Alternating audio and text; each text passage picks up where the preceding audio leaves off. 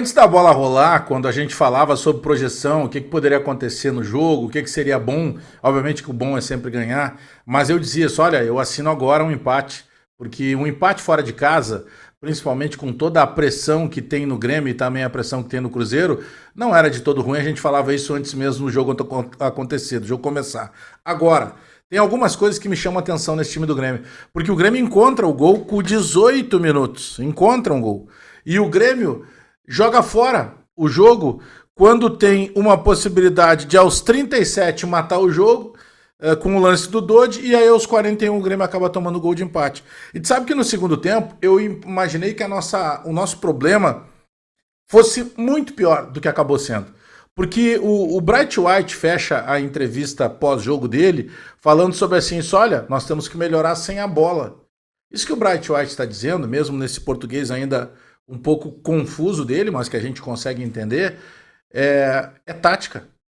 Porque com a bola a gente pode falar de treinamento, de concatenação, de parte técnica, de daqui a pouco de jogadores que não estejam num bom momento. Mas quando ele está falando sem a bola, é justamente a parte tática, é uma recomposição que precisa ter. Como é que tu vai preencher espaços? Como é que daqui a pouco tu vai induzir ou tu vai tentar diminuir espaços do teu adversário para que tu possa daqui a pouco fazer com que esse adversário te devolva a bola e que aí naturalmente tu retome a situação de jogo.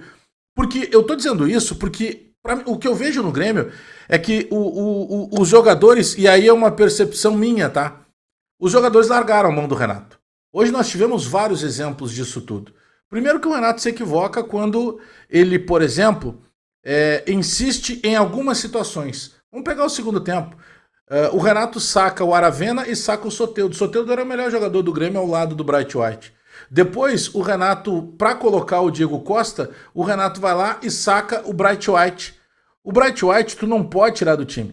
Por quê? Porque ele vive um grande momento, porque ele é o cara que ele agrega o tempo inteiro. O Bright White dentro do campo hoje, ele é um treinador do Grêmio. Porque ele vai lá, ele conversa, ele gesticula, ele reposiciona jogadores. Que baita cara esse Bright White. E agora na saída na saída do campo, logo na saída ali do jogo, o Bright White, assim como todos os outros jogadores, ele poderia ter se negado a falar.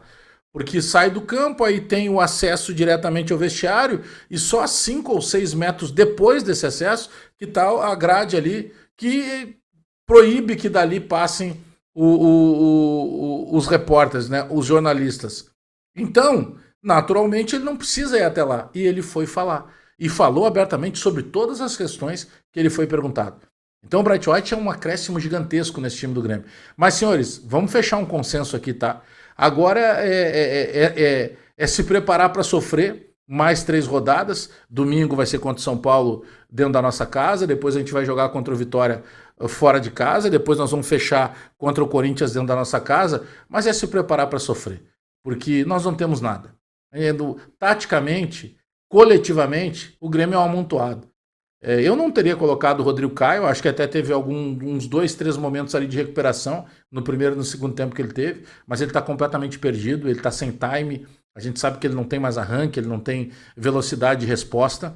O Reinaldo é uma piada de mau gosto, que a gente sabe que agora contra o São Paulo, tomara que contra o São Paulo ele vá bem, né? Teve um jogo ano passado que ele foi bem justamente contra o São Paulo, mas a gente nunca sabe quando ele vai aprontar contra a gente. Porque raramente ele apronta favorável a gente. Eu não sei o que vai acontecer, mas eu sei que o Reinaldo vai falhar na próxima rodada.